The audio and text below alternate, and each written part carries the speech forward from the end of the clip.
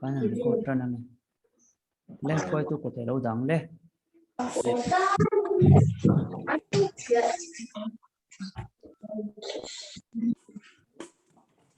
Ole ai cũng nga lâu nè ngoài na Arsale pom takara mitam takten shria wanga natin chan harsan natam takten to nakara tianga hu kan nei le hi pathian ha lom ku an sei tu rom me kain thian thu kanan shir anga an pathian tu shir tur hi alo en ve du tan chanchin tha mathaya chanchin tha mathai bung sam ni le pali chang som thum le paruk tang hian kan shir don ya chanchin tha mathai bung sam ni le pali chang som thum le paruk tang hian lo shirang ni ma sala chumini le ahun thu chu pa chau lo chuan tu man wana van te ko te po in fa pa po in ang shelo tin no dam lang kha be ku fa pa lo kam le chu chung ni wan no wa longa lu ni thumin e lo we fa nei thin quý alo le ta an không hồ sơ là cái cột tâm thực về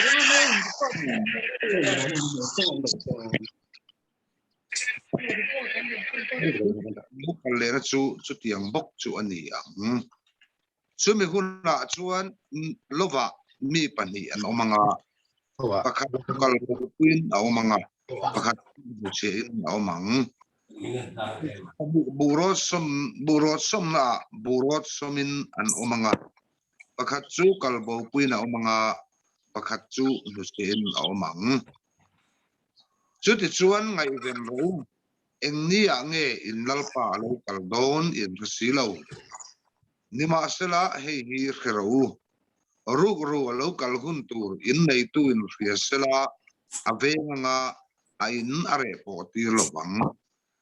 chu wangin nang ni po in ring da ginom ro in rin lo huna dusin kaldon sia dân mang trên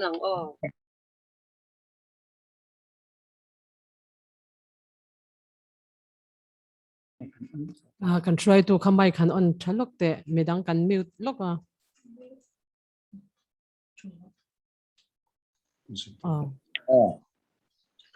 try em try mute qua unmute trên cái lâu đã vắng unmute lâu đã ale chu ti chuan kan share du chana chu ti chuan ngai ven ro engni ange in lalpa lo kaldon in silo tilai hini tukan ji nga hian pathian polna kan nei a hian hei sermon te kan ngai khadona tunlai khovela pathian thu ngai sak lo hi ai lir hlok to man chu ti tur khopian kan thierna sa to me mani chen khati chuan an ngai sak mi alawa eng ma hin ngai sak lo pathian thu hi a om ti pon so to mang lawani christian tam tak ji nga po hen chu tiang chu kanom fer fur to niamale tilai kara hian e kan riat atana kan du chu ngai ven ro uti hi lali so thu cha poi mo lu tu kani tuna hian engni ange in lalpa lo kal don so si lo chu ti chuan ngai ven ro mintia voinia po hian pathian thu kan ngai ven nga ya pathian thu ngai ven na thang selo tam takan oma mani in mani ma khor ngot mai ngai to mani mangai em khove la tia du tok maya cheng khove la du to maya mani ham chan na zong dua em mo mani na pu du khoplo khopa tia engkim mai ham bor mai khovel ani to ni heti lai takhian ngai ven ati lali suan ngai ven ro tin voinia hian min sa ngai taila nakina po thu cha ngai khadon ingai ven an ngu ngai ven ro tini Ngon chuan le ni in khasi la wa tia apoi mo lai bera chu ngai sak lo khove la ni to lai taka hian ngai sak turin pathian indu ngai sak ro ngai ven ro ti in tuna hian pathianin min cha min som mol ni a o kan la kha thei hi lo mangu a o hi nakina chuan kan kha thei lo hei mit thi tam takan oma mit thi to chuan ang thelo a o hi khero po ti sen khadon to lo ni voi ne hian kan dama a kan kha thei ni chuan a o kha thei chuan i ngai venang u ngai ven ro in voi ne hian pathian thu kan bulchan na ta na kan mangdu ani le kan chan tu hi kan so manga kan chan tu hi pilaram ha ki ngania kun anon manga kina kan speaker ben thualan soyanga tu soi tu wan lan som le donia pilaram ha ki chan na hun mang turin lo som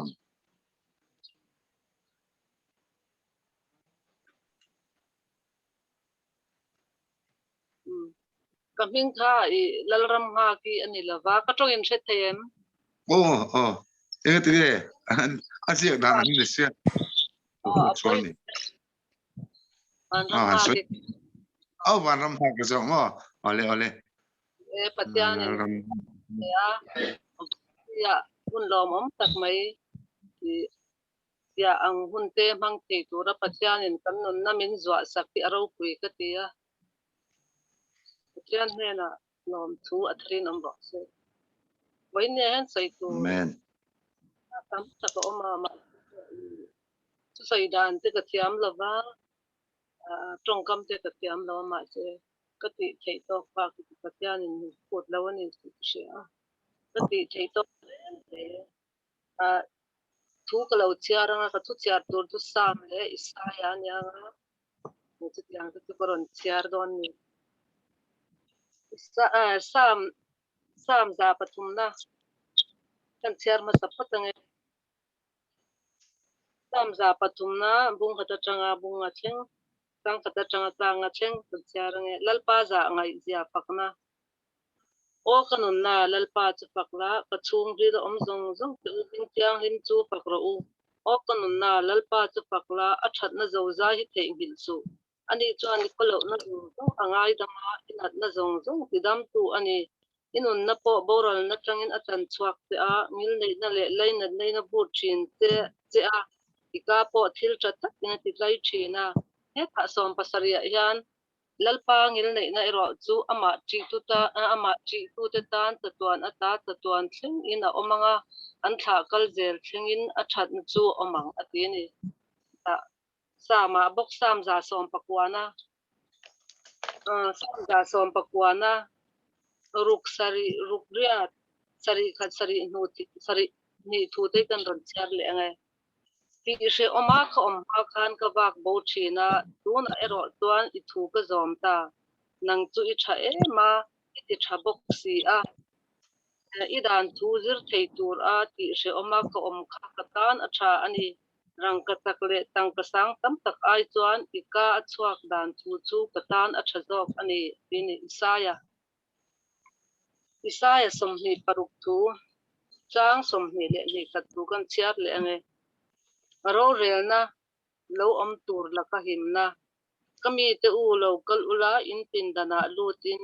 kong in kar kum ro u thin urna hi akyan ma chon lo biru te u lalpa chu le ya bo chetu te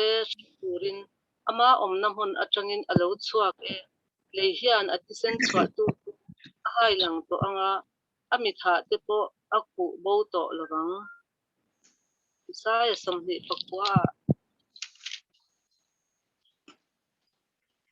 pakwa chang kwa le chang som pathum na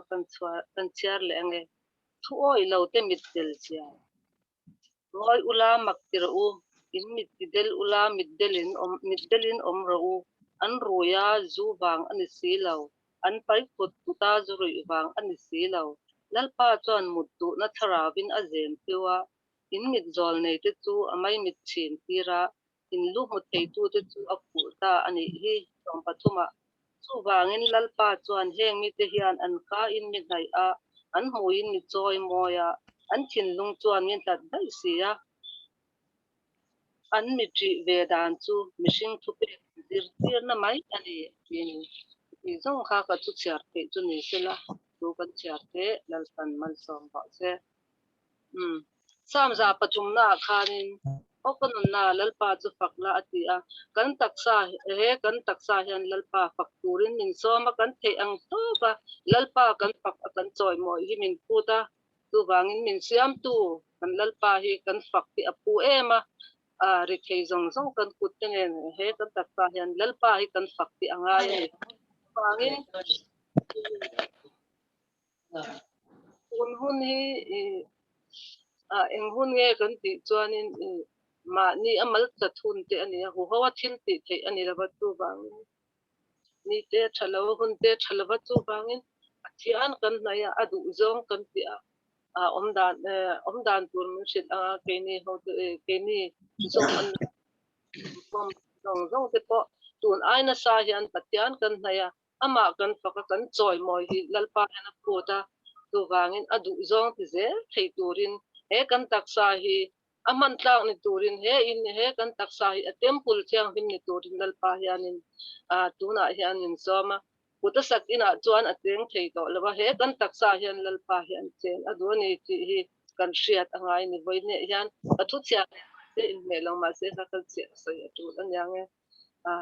makina thu tha tak tak te kan ngai tha anga voine ya hian lali swa hi min shuai tu tan kan changa kan ter mana te kan thu sai tu te kan changa he khovela hian ma ni du dan mai anung lawa min chiam tu lalpa du dan kan nun hi atu la chu wangin kan theina zong zong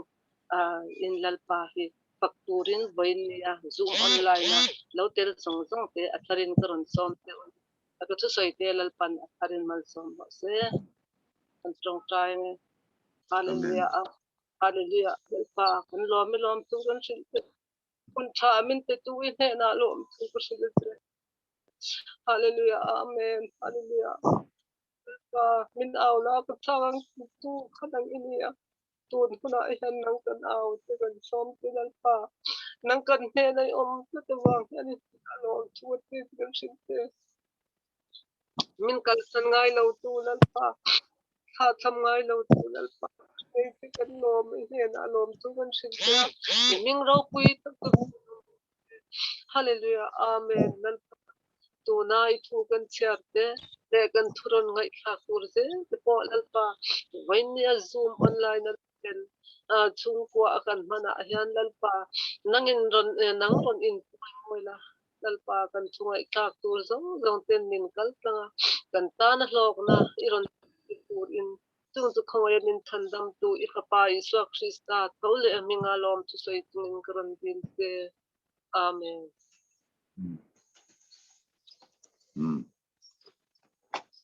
ole kan chan tuin ka hun chade menaron manga lomang khop mai hey kan speaker ni tukin zinga ama ruat loka chuan reverend silent pu sailo Tripura field secretary kha ania missionary pastor kha mase nalama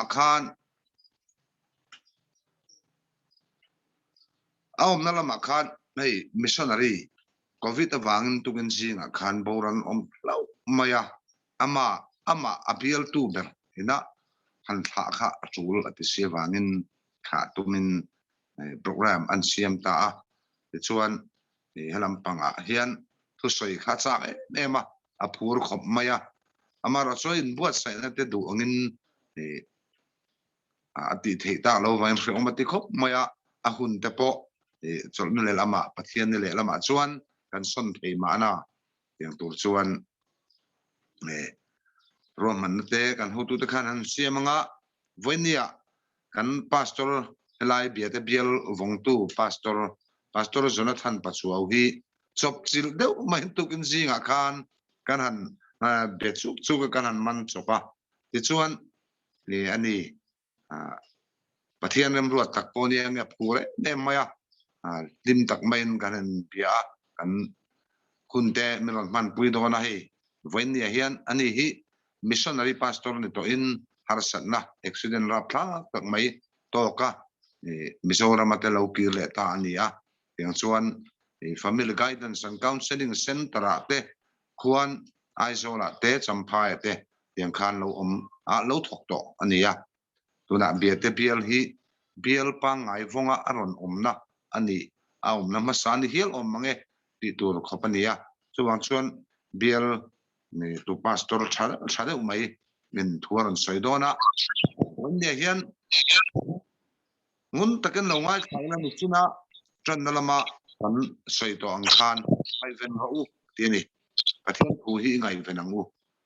pathian thu hi ngai venangu ti hi hei trong kam chun lama asam soipo ol tu ngai venangu kan tia ngai ven mai dur hian kan ngai ani ngai ven ol tu kani mase ngai ven mai ani lova hei kan nun pathian thu hian kan nun hi i ei ti rangu o ti se rangu ti hi ngai ven ma dikani pathian thu hi kan ngai ven ani tak chuan kan nun ei ral tu kan mi khin ei ral tu ta na kan man henan voin ni hian kan bil ru kan khalau ping lo hong tai na a chau me pathian ne ei thong cha lalpa kan pathian chung voin ni hian khoi na ro pui tak mai men na mu ti ra ni tha le hun tha ta kan la ne wangin le hetiang anga zoom kal tanga INKHAWM na hun te kan la nei thewa kan lo me ema voin ni hian lalpa big in lama te INKHAWM thelo mai la hetiang ang khovel changkan nai na akin medium mang tala INKHAWM na te kan la nei thewang te nangma pol na hun kan la nei thewang te hian kan lo ma voin ni hen lo tak sot taka he INKHAWM ne kan man le cheu kan duwa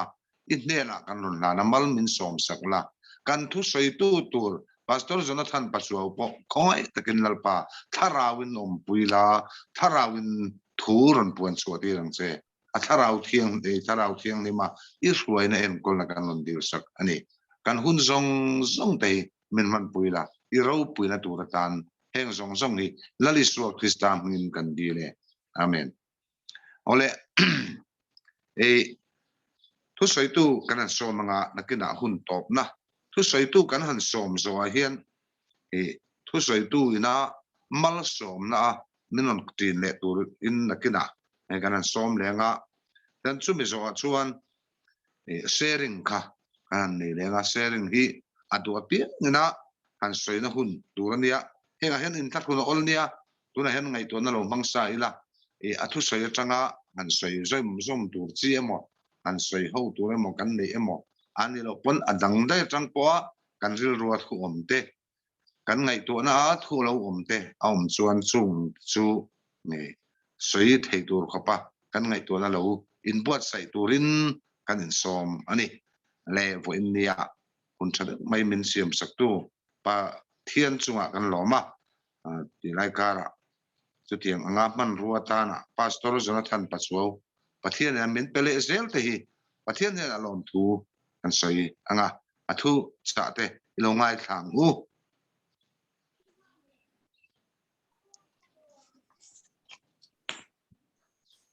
Wila hian hei kan ngai thak ta kan khan kan program a hian chokchil mai mi ron soma han hnial po ka du viawa karil ru chon ka in buat sai lo viau mai a ma se he an za sia ron som tu te kan pastor sarem puya along man lo bok nen ti khan ka han ti don ta ni ati hian po ni sela pathian ko ngai na wangin he hun kan chan te hi tangkai takin kan mang tura ngai la kan lil ru te in ngai to in buat sai thari la tha me Wela hian thu sei tak sei turin ka in buat sai lo wa tin in buat sai nak man po om lo bok nen pathian thu cha toite an puan so kan tum do na ne ya kan thu soi tur chang in ha na tur hi mun hi mi an chiar ka duwa pathian thu ingai thang o thu puan bunga changa thu puan bunga changa chapsu sakai bak nei judan hamami Davida bul pui khan le khabu chu hong tur le achin chiana pasari phel turin a ne ta ti le sam somli le pani chang thum kamit tui hia chuna zalin ka chone puyange pathian le milo ti cham chia ti ni sela athede na thu kan chirte atharin mal min som saro se amen Wena hian ka soita kan khan eng thu nge ka soyang o ka tia tun chuma hian inbo saina hun mu mal kan nei lo wangin manzana ko than committee ko than committee peng sang te ke gp ko than committee ko than meche pabalai committee te ko than pum puita la kan member te ta na tong chai na hun buat sai ni sela tia ti chuan committee chin zong ten tong chai na hun kan neya chumi zan chuan orang committee rem ruat again thu soi na hun toite ke neya chuta ka thu soi chu tlem siam rem lek lekin tun chu ma hian soi ka tum do na ni hey kan tu lai bo ruak hi rel ruwa ngai to la sen thi ma har khom ma etian chi sang sang program ka han siama digena kan ti thei tak si lo wangin tun ma dewa internet ron so tir vela an fiam thu pakhat khan karel rolo thui khop maya nakila chuan internet khovela hemi free lo thlen ma nei fiam thu khan ni a nakila chuan internet khovela hian kan la in kho manga engkim kan la pianga tu ma hi bi na kan kal pe tolowang chumi chuan thu soyang chumi huna chuan lo online ro an tinga kan online thu panga a pe pen lo online anga tholom chumi bank account a chumi chuan ron chhun turan tia ti khan internet banking bangin tholom kan thonga internet da kan in khom anga mishing taka kal khom le tharau na tho tak tak po hi om to lowang a sakramen le ilo ti vel thil po hian internet atang hian ti da hi lo om zelang ti te khan soi china fiam thua kan lo ngai mai maya ti tak tak tura po kan lo da lova mase voinlia chuan kan hun in azir ta nge tiang ang borok chu kan lo thleng ta a chu mai ni lovin tun hula hian shria wangin thil kan han ti ngai lo thil tam tak kan tia e hian ka ngai tu na kil khata siam rang chu he tianga zoom tele google meet te ka han neya tianga ka han ti vela po hian pakhata om chu churchless christianity ko ran tello christian hi kan siam chau mai ngam ek te hian a hring chau mai ngam ti te karil ruwa a oma mishing a kan kal khom na pathian tharau na tho lo thlen na mun fo ni hi chu mishing te in pol khom na muna hian tharau thiang lim na tho alo thleng chena physical ta ka fellowship kan nei na hi alo hu he maya in chu ti rual chuan a chen ka tin dan angin dan ko fran chu ti khati dan angin kan tia ti dan phunga kan neya kan han ti chiama a that veo rolin ka ngai to na kil le lama om reng thin chu dan ang kan ti thelo china che hen mishing he kan buai nin ka hria kan tharau lam nu na buaya mishing kan buaya dan kan ti thelo che hian thila buai ne chu wangin dan hi thin lung ta ka ti hi lo poi mo khop maya heng voinia kan thil ti mek anga po hian dan angin kan han tia dan lo te kan te ti khan thil chi sang sang kan soya chungkara chuan dan hi lo poi mo hle mai ti te karil ruwa oma I reverend lalbi kluanga la thu soi karil ruwa ka hriat reng chu tum khat thu soi na ti hian soya dan anga INKHAWM tlat te dan anga tong chai tlat thin te wangin wela hen ko ran la ding ani atia chu chu a declare in ka sia wela hian kuncha pathian khoi la wai kan la tong le anga chu tiang huna po chuan kan ril ruwa khang te kha hre zui la ti hi ka ngai to nan oma thuma hroi angin kan soi ma sa du mo kan ni wela hian thu soi tur ta la kan in bol sai chu chap su ti ni to ya chap su ti hi chu ti rual chuan chap ro ti kha ril ro om boka mana chimlama kan missionary pakhat thu soi thalem ngai la tu thu soya a chanchin an soi ka hriat ren chu a thu pui thlan chu pesu la pero ya a in kal tlat pesu la pero han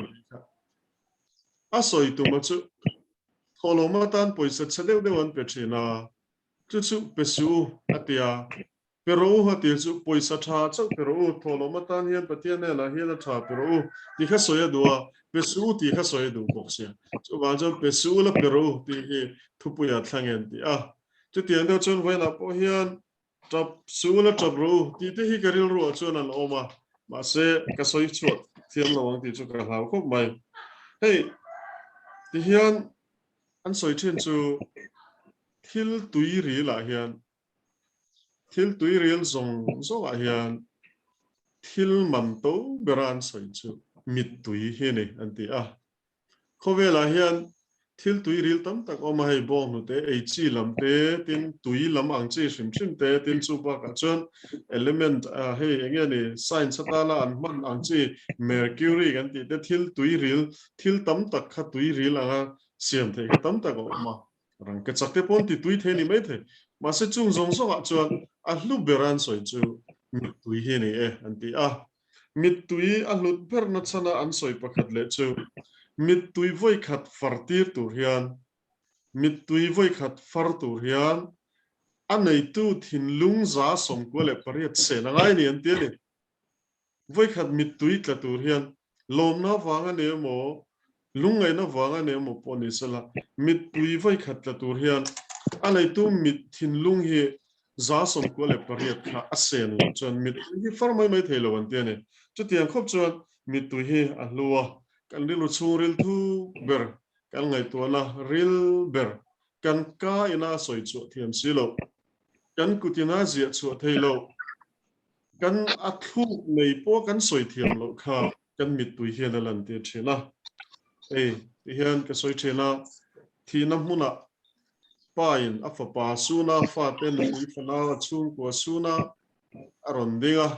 engma a soi thailo boila hian ka fopa thina hian atia a o aloi vek to a o loi ru to maya ta chuan a hlara phit dota engma soi to lo amit tui a khap per sok mai chu chuan a soi tum chu a thin lung zong zong a pok khati ang khan mi ril ru ne em a midang chap te kha ka van rem na lam le chen chu an chap chong zo mai an cham nge ka mit tui tla lu tuk mal si lo trap chong zo te hen ke ma la mai chu min ne vak lu tuk lem lo trap chunga thil soi zo hi har ka tia tra lai hi chu tra roi ma tra mai trap chong phak ang chi ka thiam ve lem lo ka ti thiam zong po ni lo tin mi po the lu tuk lem lo ke ma chuan trap hlei thelo chong hlei thelo ko pa nar at sok khop mai an dinga an mit tu yan luang zoi chuan hin lung hi an ne em mai ni chu tiang chuan pathian ma po hian mit tui tlak mishing ma po mit tui tlak hi thil za thla ka lo ni reng lo wa mit tui tlak hian kan thin lunga kan soi chu them lo kan lan tir na ani thin lung chung ril rum na in mit tui asor choka kan hliam lo dam china kan ril ru kan ngai to na zong kan ka na soi chu thelo kan mit tui ma kan entir hian thin lunga kan tot na te polo dam fo chen brain jack sa chuan ti hian lo soya thin lunga kan lungai na thu ber kan chung ril rum na hian kan kai na soi thiam lo hi kan mit tui a hian ron chuk thina ni ti Albert Smith a chuan tui thin lung nor tot tu tur laka min veng tu ania thin lung nor tot lu tuk tu tur laka veng tu mit tui tla hian thin lunga ti thol ani telo ti veng poka ten chuan lungai na thin lung in mit tui ko chuaka lim na vor to pa wang point mi in mit tui an seng thei poka ni lom lut tuk na hian a ta thi mit tui ti chuak thei ama kho mai in ni vem ka helowa tun mai no pan lai chuan tra nui enge nui na sat lu ka tra zui te pom ve chin khamale tro ka nui fak ma nui zalu tu kha kan tra mit tui tlaphungi na nui the ya khatiang ang khachu ni chelo me the ya thin lunga lom lu tu ka wanga mit tui luang zoi te po om ve the ni chuan pathian thula ma changa kan thlir chuan chu mit tui chu lom puina tu te tra te chak puina tu te kan thin lunga kan lom na lan chua tir fowa cha pui tu lungai te po lungai pui tu lom te po lom pui tu rati kan ni a hian ichina kan soita kan khan thina in min nanga kan mai te ruang chunga chuan thamon na thu cha chapper ni fo chu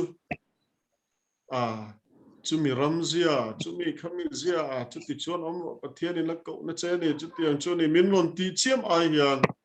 mak deu chu nang ni zinga hian ke ni ho zinga hian thina tem to te po kan omin ka ringa ke po hian thina hi chung kwa ka lo tok to ka pai min thi san to mi tan tak chuan pathian thurum pui te le engemani eng ramzia zia mani eng rau mani an ron be chiama a thalu tu ka pathian in han po mangang ma se karil ruwa chuan min nem per fo chu mit tui amo kapa chan chin hret tak mena ron soi te khan min nem ema engma ron soi lo ma se an lo kala an mit tui kapa min sun pui na tura an mit tui ron ditla khan ka thinlung an ne zok fo mai vela hian thi na muna cha pui te kan chap puya chakan cha puya thi nain min na kan mangai te ruang chunga min thamon na thu cha thapir chu mi te mit tui te alo ni chu wang chuan mit tui hi lo tangkai hle maya mit tui khan lungai na le lom na sa takin lo enter the lo ni chu wang chuan wela hian khalam pang khan soi lok kan tum ma sa le hezekia kha lalpan ashema ashem ti mayang pathianin achung ashem na thlen te dona pase chu ta chuan hezekia chu atong kama soi thiam lo kha mit tui na lan am chapta pathian ma am mit tui tla zoin pathian ma try na la chuan pathianin athil tum atilang lam le ta le chumi om zia chu mit tui tla khop tu chuan thin lung zong se na za song ko le pariat se na te pathian ten an thin lung mit tui titla tu chuan thin lung zong se na nga ya ro ti chu thin lung zong in hela bokhu bro tun main counseling ate kalom china chunga chuan ka soi ve fo chen chu athian khong ai la wangin mi in thil ro pui tak din mun ro pui tak din mun sang tak pathian anga he ta mi ve mai kha rongbol tu ni tira ko han upania pasurania ke chipi shloi tu ne ya ko han me chloi tu lo ne ya chung huna chuan chang chuan mi hring hian ke mani lama hian ti sul kan lo nei che ti fu lo te kan lo nei che ma se ka hang ngai tu lalpa ngai dam ro min ngai dam ro kan tianga pathian han min ngai dam don ma se chu ti rual chuan ke mani lama a ke chu ko than upa kan ni sia ke chu chumi mi chu kan ni sia ke chu pi roi tu kan ni sia hian ela ngai dam ka dil ringot na hian ngai dam ka chang zo lo ti ang zong ri ru te kan pu fo mai ni po kan ni ka ring chen ma se mai bulina bin chu ngai dam na chu ko ngai na chu pathian he la in chira kir le la chi hian ngai dam no mi tam dak chuan lali suale claim chan dam na te ngai dam na te chan kan tuma kan va ti va ka nga ni lo le kan va choi moi nga pathian choi moi na te kan va nei nga he mo kan ke chu rongbol tu langsar ka ni wangin hetia enge ni ke esle zungol be te pathian ya ngai dam na ang hun le ka han min ngai dam don lo va riat na te kan ne ya ma se la ya hian bible akan hu ang chuan pathian ya ngai dam na chu sim la in le sim la mit tuit la khopa mi pathian ma kir le pathian ma chong trai chuan mit tui sor chu khopa pathian ma mi chong trai chuan ta chuan pathian ngai dam na oma ta chuan pathian ro pui na mi in alo mu chen oni hezekia in chena mit tui khan pathian ril ru lama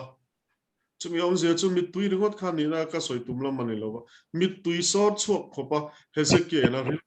na le athi lunga ngai tu na apek na khan pathian ril ru pathian ril ru khoya ta chuan pathian in athil tu ma ti dang lam le ta dam chung ku ma pot sei sak le ha chuan lali su khovela ati sapua le lai khan mi te zirtir china mi na te kala mi te zirtira azirtira petera pizon te arin la kal chumina vati dama ahela men lo kala lo mi thi te kai thua ke bai te phar te mi del te mi chi sang ama mo tu te alo ti dam che chung huna chuan lali su po khan khati nga ronga bol mek lai khan thil mak de chu mei che pakhat alo kala alabasta bomin fiak rim tuiron kenga lali su kula han so ke a lali su kula so ke kha amit tui kha asual na wange atra chan takha kan thelo mase chiang takalang chu lali su ma khan kham he che khan ane zong zoran so ke mai ni lovin amit tui a far zoi me amit tui far chuan isu ke te chu far hu a chuan chu isu ke amit tui far hu chu samin a hu a chu mei che chan chin chu voin ni a hian chan chin tha kan soya pi soilan a ati thei to ke te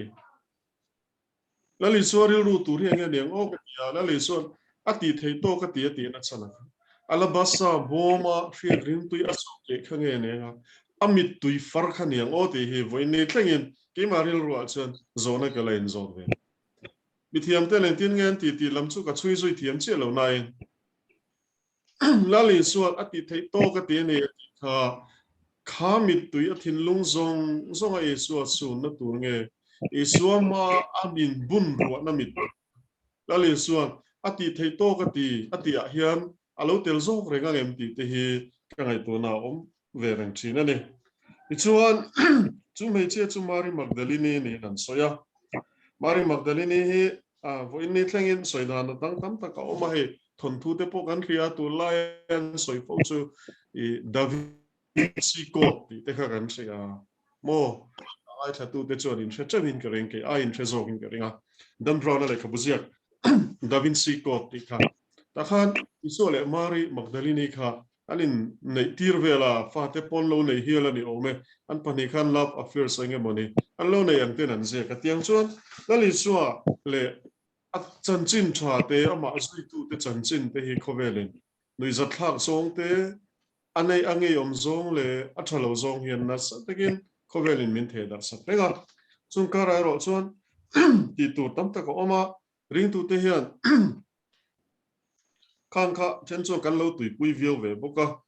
ngai nom thil ngai nom ang zong alo chiar pongan omanga engpo ni se voina hian khalam pang kha ka lu chil tum lama ni lova engpo ni se la chutia ang taka lali suata na in seng so chen lali suata na thok chen lali suata na in pe chen te kan chuan lali su hi lo ding chiang kho maya engkim maya hian an mani phen turin an mani ta na lo ding chen ka soi thiam ve dan chuan kovel ma hian inui theina turin pathian ma chap chen la kovel ma hian zaklovai hoi chu theina turin pathian ma za na chibai bukin ku kovel a hian thoveng takle lungoi taka I omfo theina turin pathian ma hian iril chungril zong thorin bok khup thin la chu khovel a hian ne tu kan ni na tur kong alo ni chung te chu wena hian kan soilan du lai pakhat chu ni ti chuan covid-19 awangin hei tu na po rei tak khovelin har sana kan to ka Mizoram a po tugin zinga po kan thria dan chu mi zakko chuangin he hri hian kai tharle ni ten kan han si ara phlak le mai apoi tak zetane ma se lali suwa kan du na tak taka kan au na hian pathian ti che dona voila hian har san na zong zong he kan ne ve kanga har san na zong zong hian min kal khum ve kang ti lam ni lovin heng har san na muna hian ne tu ni turin min puidon min om puidon min ti chak don ani ti hi kan ril ro kan fiat ka du chumi awang chu kan chap tur ani lo kan kianga om kan au hi kan ko hi alien em hey fi ma kan en chena misual te hi pui thei khop ma fi ma hian misual te hi an ro pi rem thin ko ma ka fi mu nom ti de mai pakhat chu blade khania blade e Wesley Sniper chan na en thena ne mi hang pa chan na a vampire le mi fing de ro vampire ni ve de ro ho in be na khania khan misual pa vampire misual pa rap thla khop mai acherom ra thei ko achero pui thei ko mai chu misual pa ro pui na chu eng chu misual pa chu enge poi mo na misual pa rap thla le thil ti tei tak hi enge poi mo na chan misual pa rap thla le thil ti tei thak lo tel apoi mo na chan chu an ne tu tur achang tu pa ro pui zia po lang tu tur ani don ba vela po hian COVID-19 hi arab thak ani mai the akna thole thil ti thei hi arab thak viau ani mai the ma se hemin ne tu ro puizia pol na tur zo kan ti hi vela hian ngai thadu te hian kan shet ka do chu wangin lo tap su lo zam su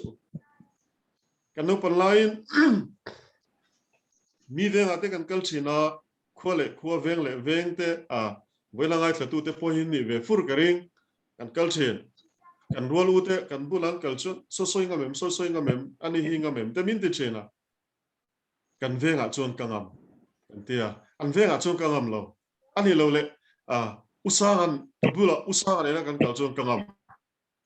usanga om lo chon kangam lo te kan tia om zia chu kan chan mun kha dik don chuan kan kianga om te khan dik chuan eng ma kan lau lo achan enga tinge min chan tu ran om don ani ti kan shet na khan min ti huai ani ani lom ne wela po hian har satna noya kan oma chu min chan tu chu bible in tinge ti kha sakei bak nei da hamami arab thak le mai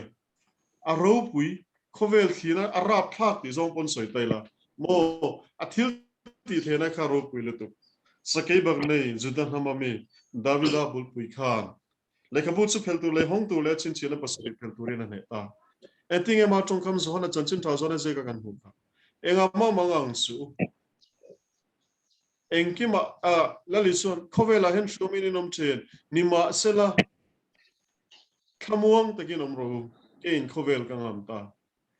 tirko chuan enga ma mangang su engkima tong tai le delin lom tu hil tel zelin indune su patien er fiatin rom zo se ati vela hian thinlung taka mitui ne na ama autu te hi lalpan minla tinui le don kan chap reng don lo thina le lungai na mona hian kan kalmek la hian thina thim chu ana satpo le englo lang tur hi ro pui ting don me ne chu wang chuan voina hian kan ril ruwa kan ngai tu la chu tiang zong chuan mangila ti kha ka du le maya chung chu tu chuan voina min ngai thatu te hi kan som chu ani hey khovela hian tunlai khovela phei chuan karil ruwa om fo chu kan pathian thu te hi a in thlashung tamang o ke tia pathian thu hi in thlashung en soi tela soi thiam dan ane kan chong kam man thiam dan chong kam hi bung roi ka nei tlem khopa ka chong kam te ka thiam lawa min lo ngai thatu ten min lo he thiam bula min kan kal na muna pia pathian thu soi hi a har sa ta khop mai kan WhatsApp ate Instagram ate thilen kim mai hi an thirela pathian thu ai chon pathian thu lo lam hi atam ta le pathian thu varol ve po hi za thla in thlarun om ta pathian bi kho la hun te hi min dal tu hi ate ta khop mai chu in khom kan nei don ten mi kan in khom don na chu ta ka ta chu in khom kan nei don na kan ti kan han ti khom ve a ma se in leng pakhat alo thu chuan tuai mo no pang pani khat po lo leng se chu INKHAWM khat lai zo vek maya kan thul vek maya ti khan lom ro hei chu INKHAWM kan nei don na lo tel ve ro o han ti te kha kan zak ta khom kan WhatsApp ate thil na po pathian thu ai chuan thu moi te thu tha mo thu chei par le thu moi te hian kan mun alu tam ta hle mai voila hian kan nui fo the na turen lali suwa ngai tu lali suwa du tu hi apoi mo ta seta e khovela min da chan hi kan ril ruwa kan rian chi na khobe la kan chan ang taka pathian ta la kan chan le ama autu ama lam chan kan ni tla thi poimo le ani pathian in he khobe la hian min da chan hi poimo khop mai midang te hne na tlang au puitu chan chin tha midang te hne na tlang au puitu tu korin thon khat bung ko chang som ni pasare khan ti hian kan huwa chuti chuan tiam chin lampanin katlan ngat ngetani borok mai nek lovin keima ka in nek zok thina chu wal chuan ke taksa ka ti chela thun huya ka da to ne chuti lo chuan midang te hne na katlang au puin nu point engemotin keima nge hi pai thlangin ka om dange ati tir ko khan tiam chin lampanin kan tlan me ka tamin huna hian chon puitu kan momo a kan konga hian lotel ve tu ran omangaya kan har sat na te min puitu tu kan mang an ni le kan lungai ne kan chil tu ro omangaya chumia wang chuan isua kan momo a kan ko reng mit tui ta kan ko poimo chuti rol chuan mitam tak chu voin ne po hian isua chanchin tlang au puitu ma se tling zo ve ta lo hi a om thei don le in ka ria in lo ngai tu ve ngai em ka mani lo ka euro kan khela euro kan khel te han ti la ke chu ka khel ve chi lo wa euro in khel kan ela a hu long khop maya ti sang kha football ngai da mi tan phei chon ka ti ang hun ka hun ro pui ta kan ni chuan euro in khela khan group stage Portugal le France an in khela khata in khel en kol tu an referee chu Matiu la hosa ania Spanish referee ne pase an in khela khan thu nei tu te lunga oi ta chi lo ni mai thei holam takin France team lam du sakna wang khan penalty kha an choi tir kha Portugal team kha an choi penalty an choi tir kha an han en chen le khan an du thu sam lo de wa ya chuan dik lo de an chen ya referee nge ya kha an thon ho ta de me ni wela hian ke ni po hi he khovela hian kan ni tur ang kan ni lo chuan kan ti tur ang kan ti lo chuan kan soi mek la hian e mani zo ka hi kan ho lam ve de thei tla ke mani lama po hi kan in bol sai ngai chumi tu chuan thap chunga i so kan au fo ngai pathian ma hian kan in bun fo pathian kan ko fo angai tla tani wela hian ngai tla tu ten a top kharna na kan sai du chu thilung taka pathian kan au chuan engtik ni mo chuan kan lan nui le don isua chan thlat tu te isua nei thlat tu te hi isua ama ko thlat tu te hi apui don euro bokhan lo ngai kan en in karinga tam tak zor kan en in karinga Switzerland football team kha an khel lai khan an fantasy nga khan ami ko ka soi thiam che lo Luka Lutenbach antia aming kalam dan hi dikem ka helova chuan France ne na ni khel chum khan Switzerland team kha chan em maya an lama golan phun khan ril run na lu tuk mai khan an ram team kha chang turina lo awa patling khan thei patop tak mewin mani kor pother khopin alo chana ni lo awani zapo don lo aw na solo tu ka lo chang lo tu kha chu Swiss TV channel pakhat chon alo mu fu hlo maya ti chuan chu channel chuan alo mu fu kha chu football fans an ram team chan tu pa chu Euro sang ni som ni quarter final masazoka Spain ne la Switzerland in khel tura khan amun nge ya en theina turin flight ticket te energy drinks te ba Euro 2020 zo nuwa adu number mona chol ha dam nan nuwa ma tol thiknan engkim ma in seng sowa ama tana ama sum seng lova athon beka ti theina tur kha antum sakta zuknia mana chuan soi china du berte ne na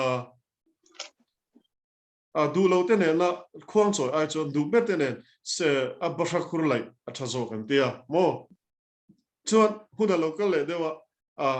du berte ne na abashakur lai ai chon du le thau tu te ne na se chun khuang choi athazo an ti le se tuna chuan ti hian an soi le ta kha chu mo lali suan min som na zo ka chu lali suwa o tong kam so lali suwan min som ve na chu lali suwa I barakur kan lai pui chuan I suwan khuang min choi pui don barakur lai pui khopa thin lung ke a mo zong song ai suwan sui tu te tan yan I suwan chol na te engkim my free paradise saka kan ma mo zong song om na kha al he la barakur lai ve dulo barakur lai ve peilo ringot te tan kha chuan he lai hi lali suan aphal mi lo lali suan min som na chu ho kan pan hian barakur lai la kan lai zoa khuang kan choi don nia ati chu chu wela he lali suan ani isua hi thin lung taka re thei puing ama kan ma mo na zong zong hi ama kan ni na zong zong kan phong ama thin lung taka kan som na hian isua thil ti thei na don wena hian thria wang kan lungai rim e thei ma se ku ran te kan chong ta na te ama kan au na te he thon do lo shom kara po mit tui ne na ta na kan chan tlat nei ne tu kan ni na tu ala ni do na ni ti kha wena ngai thatu te hian kan chet thar le kan du e mani po ni sela akan hun ti to nan lali suan engkim ane a khoya ngai pathian le min lo tia min deu so na mona ko hian sakai bak nei judan homa mi kha engkim ane to chuwangin thamuang ro lalpa ma athil ti the na ngen in chapla ma se thamuang takin omla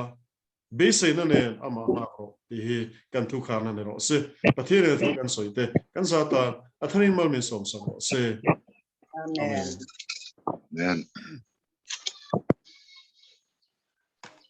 Ole LAWM hle mai pathian thu cha ro pui tak mai pastor Jonathan PACHUAU ne na tang gan ngai kha theya hun ku kara hun bichile em mai kara an buat saya po nei lei thei lovin anan pom nok pa za hle maya amaro chu yang mo pathian oi na anan dong thei ho hi LAWM khop mai chuan an tu hi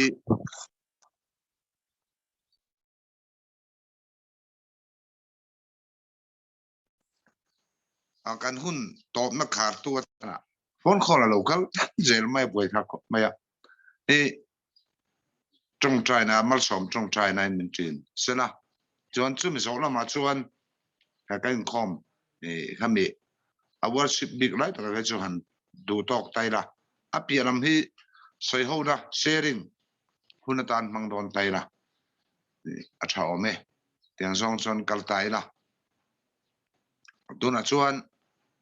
kan thusil tu pastor Jonathan PACHUAU mal som na min tin turin an some pathian he lai tong trai o lalpa kan pathian min hoi tu wena hian hun tha hun lom om min pe a kan thil ti te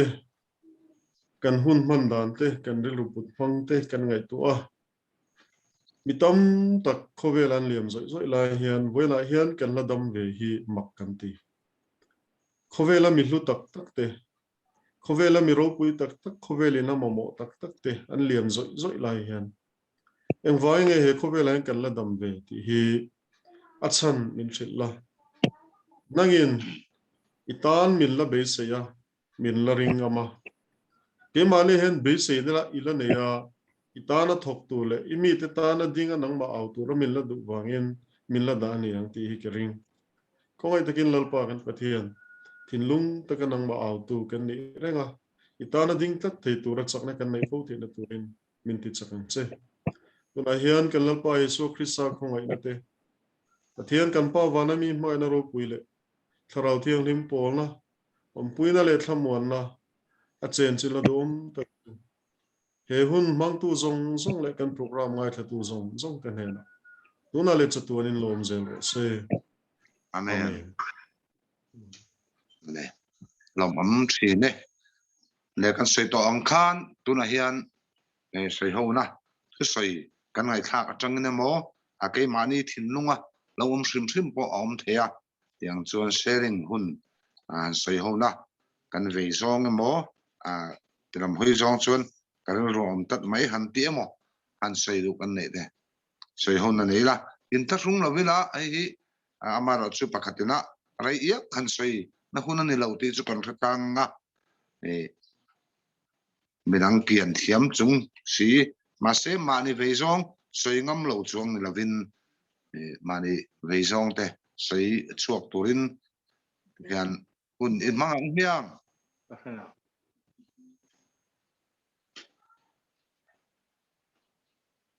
le han sei ila min ta rung lo vila a sei ma san ni ta kha apoi mo ania